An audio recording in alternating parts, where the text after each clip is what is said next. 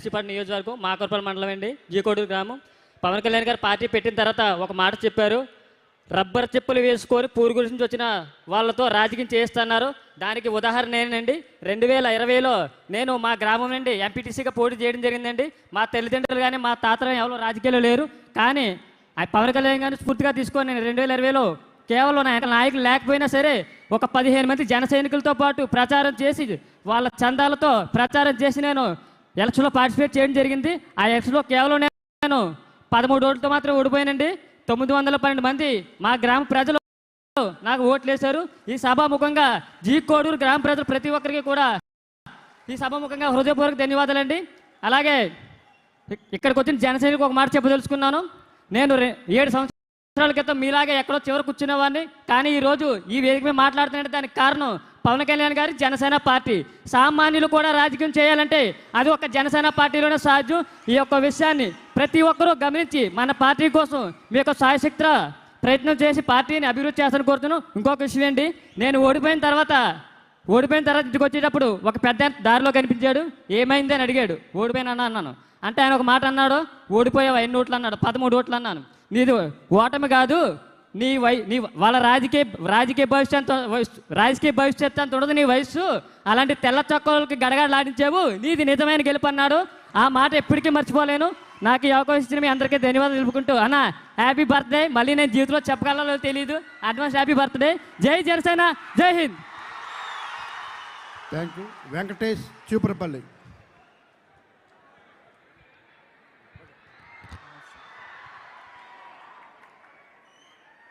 వేదిక మీద ఉన్న పెద్దలందరికీ, అలాగే జనసేన పార్టీ అధ్యక్షులు, రాష్ట్ర ఉప ముఖ్యమంత్రి, మన అందరికీ ముఖ్యమంత్రి అయిన శ్రీ పవన్ కళ్యాణ్ గారికి ధన్యవాదాలు ఈ యొక్క అవకాశం ఇచ్చినందుకు.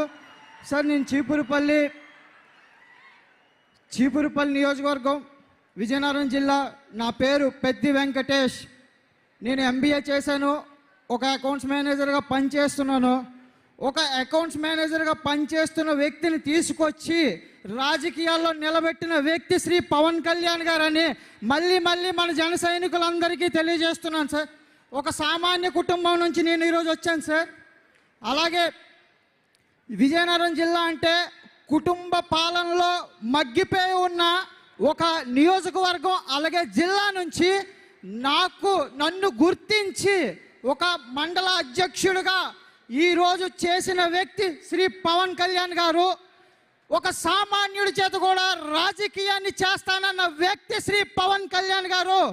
మన జన సైనికులందరూ ఒక్కటే ఆలోచించుకోవాల్సింది, గత 10 సంవత్సరాలుగా నేను నా పని చేసుకుంటూ జెండా మోసుకుంటూ ఉన్న వ్యక్తిని అక్కడ చీపురుపల్లిలో కుటుంబ పాలనలో మధ్యలో ఉన్న వ్యక్తిని తీసుకొచ్చి ఈరోజు ఇంత పెద్ద వ్యక్తుల మధ్యలో కూర్చోబెట్టి నిలబెట్టి మాట్లాడిస్తున్నారని అంటే అది ఒక జనసేన పార్టీకి మాత్రమే చెందుతుంది. ఇంకా ఏ వ్యక్తి ఏ పార్టీకి చెందదని తెలియజేస్తున్నాను. మళ్ళీ ఈ యొక్క చీపురుపల్లి నియోజకవర్గంలో సార్, విజయనగరం జిల్లాలో 2019 ఎలక్షన్లో చీపురుపల్లి నియోజకవర్గం నుంచి 21 మంది పోటీ చేశారు సార్. 17 మంది వార్డ్ మెంబర్లు, ఒక జడ్పీటీసీ, 3 ఎంపీటీసీలు, 3 సర్పంచులు సార్. ఆ రోజు చాలా ఒడిదుడుకులు అనుభవించాం సార్. కానీ జనసేన పార్టీ మీరిచ్చిన ధైర్యంతో ముందుకెళ్ళాం సార్. ఏ వ్యక్తి విత్డ్రా చేసుకోలేదు సార్. దానికి కారణం జనసేన పార్టీ. ఇంకో చిన్న విషయాన్ని తెలియజేస్తున్నాను సార్. నామినేషన్ టైంలో 2019 చాలా ఇబ్బందులు పెట్టారు సార్ ఎమ్మెల్యేకి. అయినా సరే మేము నిలబడి ఆ వ్యక్తిని ముందుకు తీసుకెళ్ళాం సార్. నామినేషన్లో టైంలో చాలామంది వైసీపీ నాయకులు మీటింగ్ పెట్టుకొని అక్కడ ఉన్నారు సార్. కానీ అక్కడ జన సైనికులు మాత్రం ఆ వ్యక్తిని నామినేషన్ వేయించకుండా ఉండడానికి అడ్డుగా నిలబడిన ధైర్యం మీరే ఇచ్చారు సార్. అది ఒక వ్యక్తిని ఆపగలిగే ధైర్యం అది మీరే ఇచ్చారు సార్. నిజాయితీకి మారు పేరు మీరే సార్. మళ్ళీ తెలియజేసుకుంటున్నాను, సామాన్యుని తీసుకొచ్చి ఈ వేదిక మీద నిల్చోబెట్టిన వ్యక్తి జనసేన పార్టీ అధినేత శ్రీ పవన్ కళ్యాణ్ గారు మాత్రమే. దయచేసి అందరూ గుర్తించి పార్టీ కోసం ఆహర్నిశలు కష్టపడి ముందుకెళ్దామని తెలియజేసుకుంటూ జై జనసేన, జై హింద్.